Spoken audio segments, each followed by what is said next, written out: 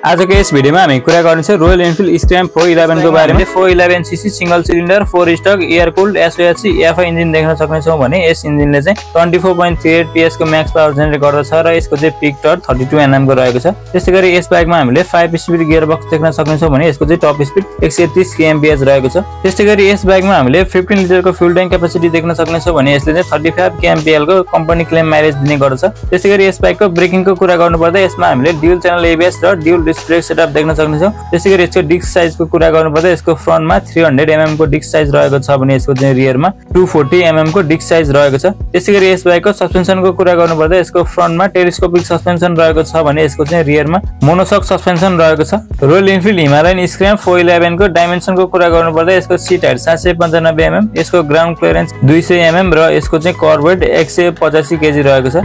Royal Enfield scrum 411 को अन्य फिचरहरुको कुरा गर्नुपर्दा यस बाइकमा हामीले analogue digital meter, dual purpose spoke wheels, light weight body, scrambler styling जस्ता अन्य थुप्रै फिचरहरु पनि देख्न सक्नेछौँ।